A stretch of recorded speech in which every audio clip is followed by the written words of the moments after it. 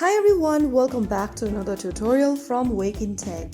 Today in this video, I'm going to show you how to download Airbnb application on your Android or iOS device. If you want to book stays, experiences or travel accommodations, having the Airbnb app on your phone is the easiest way to browse and manage your trips. First of all, unlock your iOS or Android device and make sure that it is connected to a stable internet, and then go ahead and launch open Play Store or App Store. In the search bar, type in Airbnb and search. From the search results, look for the install button right next to the app and tap on it. You will then be able to start downloading the Airbnb application on your Android or iOS device. Once the application is installed, tap on Open. And there you have it. That's how you easily install the Airbnb application on your device.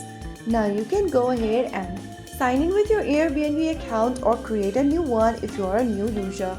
After you have signed up for Airbnb, you can start exploring, search for stays, book experiences, and manage your trips directly from your device. If you found the video helpful, don't forget to like, share, and subscribe to our channel.